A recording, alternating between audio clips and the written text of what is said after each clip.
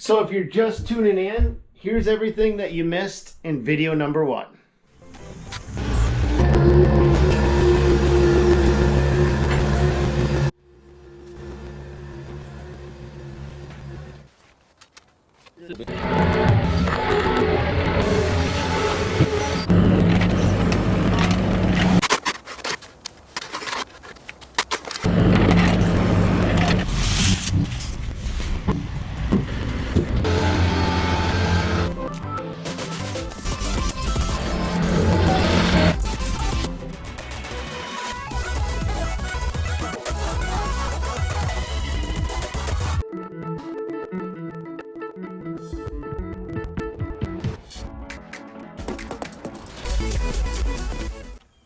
Today we're going to be talking about how to understand your pricing and put together your proposals. We want to show you what the project is first, and then at the end of the video what I'm going to do is I'm going to break down ways that you guys as contractors can put together a proposal that protects you but also makes the customer be really comfortable about what they're getting. So let's just dive right into it.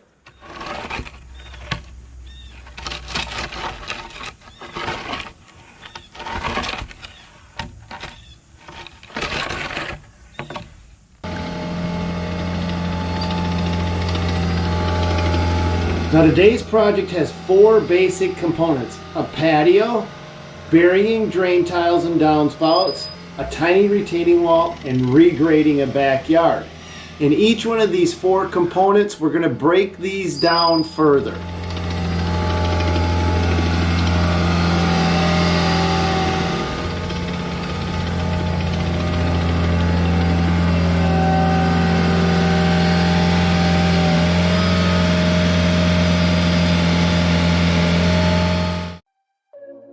Now, to make our life a little bit faster and the bids to go a little bit easier, when we do a paver patio installation, we have a basic package that it always includes. And that includes Willow Creek pavers, 6 inches of recycled class 5, and 1 inch of screened sand. And the reason we do this formula this way is because then we're not calculating material costs for the pavers, material costs for recycled class 5, and the cost for sand on an individual project by project basis. Once we put these 3 numbers together, we know that all we have to do is go out to a job site and measure it to come up with the overall bid for the patio portion of the package, landscaping package.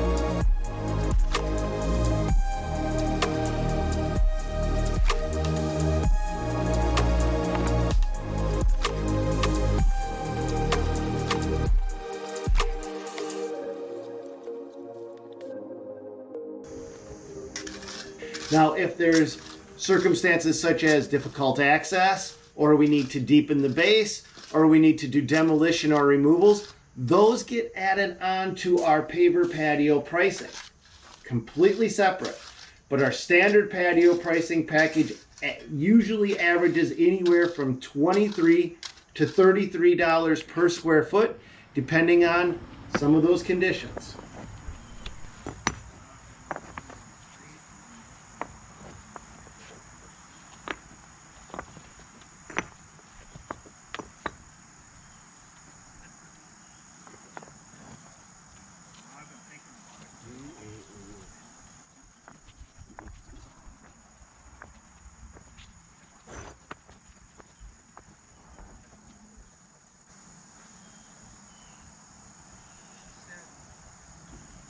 Now our pricing includes the plastic edge restraint to hold the patio in place, but also all of the labors and materials needed to do a standard installation.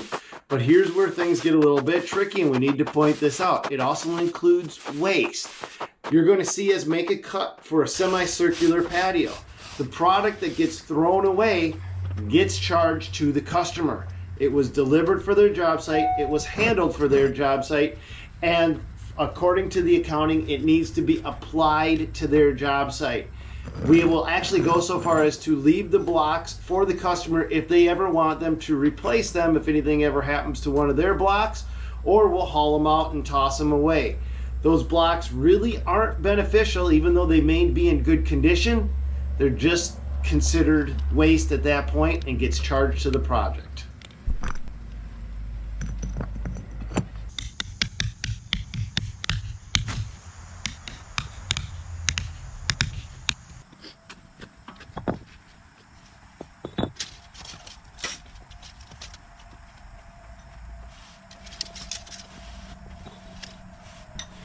Now let's talk about cutting pavers real quick and how to charge for those. If we're doing an inlay or creating a custom shape out of the pavers, then we can charge for that service. But when we're abutting up to a structure or something like that, then we don't charge for cutting those pavers because we don't know how many of those pavers we're going to need to cut. Let me explain. When we come up to a door like you're seeing here, some of these pavers will get cut, some won't.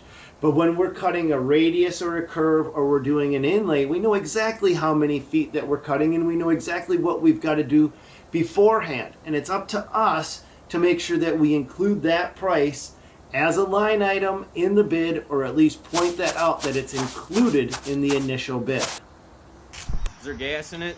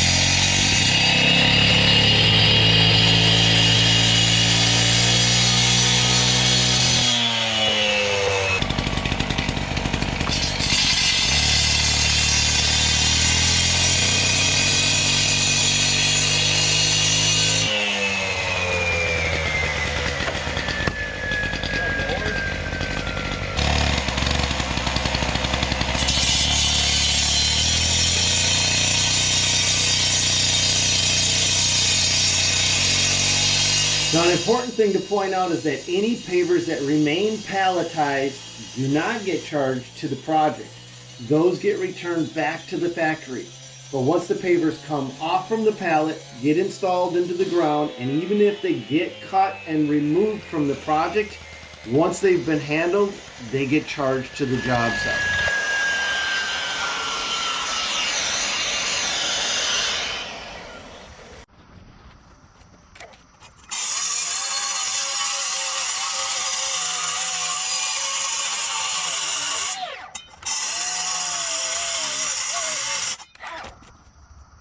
Now here's an interesting factoid. We don't typically charge a line item for a saw cut like you see right here. The only time we actually charge for a saw cut is if we have to bring a saw out to do a specialty cut at a customer's request. And what that means is if we're demolishing a patio, but they want a certain portion of it partitioned off and saved, and we've got to do a saw cut to do just that job for them, then we'll charge a line item for that saw cut.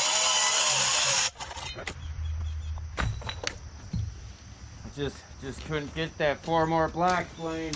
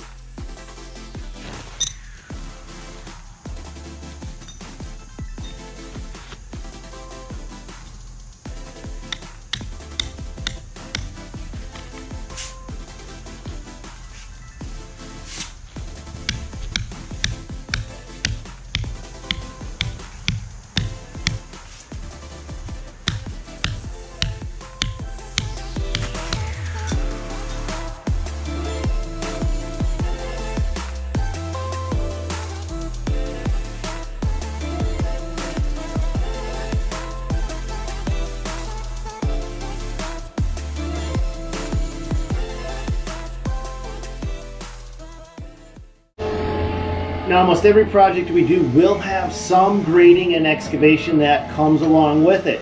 Now, the excavation for the actual paver patio itself is included in our price per square foot, as long as we follow those standard guidelines that we talked about earlier.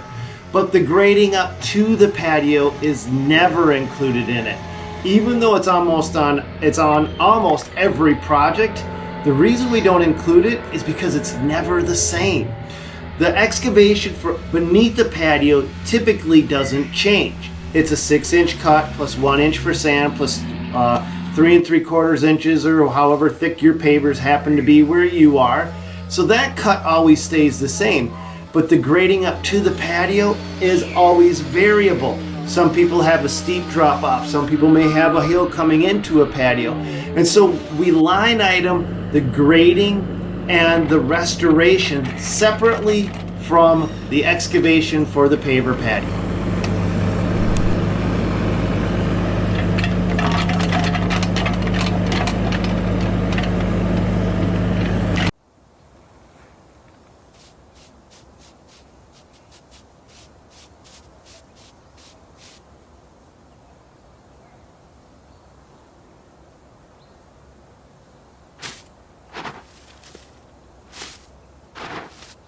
Now this may be something specific just to Minnesota, but here we can't hard pipe a downspout extension underground, because if the pipe underground freezes, it will freeze all the way up the house and rip the entire gutter off the house. So we always put catch basins below the downspouts when we're daylighting out that area.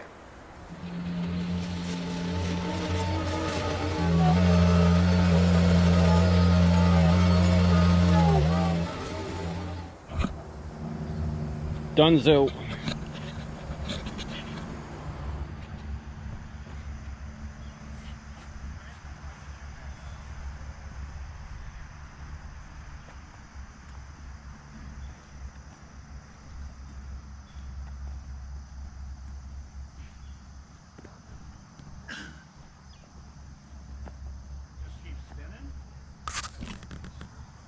So we ended up having quite a bit of dirt left, so we were able to kind of regrade back here and up off the side of the house, and there was a big freaking crater over here kind of where Joey was standing and whatnot, so we were able to bring that up for him, you know, level it out, and we got a real nice pitch coming down here to get all the water running away and back down into the pond. We did not fill in any of the pond. We know you can't do that. We didn't do that. Yeah, that's that. Got the drain boxes in on either side. With kind of how we had to do them with the grade, we couldn't put it right under the existing downspout, so he's gonna get one of those flex ones or whatever and get it going down in there and running over there. And we only have these ones on the ends of those right now because it's supposed to rain like a son of a gun tonight, and he's not sure if he's gonna get the seed down, so we'll do what we can to keep this from getting really muddy back here. And that's all I got. We'll be on to the next one. All right, guys, let's break this bid down. Now, there's always more than one way to bid a project, but I'm just going to walk you through the simplest way that I would do this one. The first thing I would do is compartmentalize the patio, and let's just say that this patio was 25 feet long and 15 feet wide. I would multiply 25 by 15, and that gives me 375 square feet. Now that's kind of a mid-size project. It's not small, it's not big, so I would price it at a mid-size range. Let's just say $25 a square foot. So 375 square feet times $25 a square foot gives us $9,375. Now we buried 2 downspouts. We could do that either on time and material, or we can measure out how many linear feet we had and use the formula that we talked about in the previous video, between $11 and $18 per linear foot. Now in this case, we're just gonna say it was $13 per linear foot. A nice easy dig, shallow depth. We don't have to go crazy, so 125 linear feet times 13 gives us $1,625. Now at the end of the video, you've seen how we were grading everything out, and what you missed is we did bring a load of black dirt in. So that regrading of that yard was a little bit more than a day's worth of labor plus some hand labor. So that was $1,700. We imported a load of black dirt. We charge a flat rate fee of $450 with delivery. We had 2 mobilization fees. We had a skid loader and a mini excavator. Each one of those was $250 both ways. So that's a total of $500 for that. And then in the previous video, we built a little teeny tiny small boulder retaining wall. Took us a couple hours to source all the boulders, to put that together, grade it out. We used a little bit of fabric. We're gonna charge $130 for that. So the grand total for this project that you've seen would come in roughly in Minneapolis, St. Paul, Twin Cities area at $13,780. Now in the beginning of the first video, I was talking about $300,000 job in 3 weeks. Well, the thing is, once you start getting used to estimating jobs, you can look at a job and almost tell exactly how much that thing is gonna cost. So a $300,000 job, if we're looking at this one, it's a $13,780 job. A $300,000 job would be 21.77 times larger than this project. That would mean I would fill up this customer's entire backyard with pavers, their entire side yard with pavers, their entire front yard with pavers, and then I would be going over into the neighbor's yard and doing paving work for them as well. So you can see how it's some things, just when it feels off, it might be off. Well, I'm not saying anybody is lying, but what I am saying is where those projects are, those massive jobs where they're not really installing a whole lot, are in an area where they can command a massive price. So there's a number of psychological factors that play into effect when you're bidding these projects. And it's more than just understanding your numbers. It's also understanding your geographical location and knowing your own worth. And I hope this video has helped some of you guys out. If you guys want me to start breaking more of these jobs down like this, I sure can. God bless. Go get them, you guys. And hopefully we'll see you at another one. Hit that subscribe button. And if you like this kind of information, see you on the next one, you guys.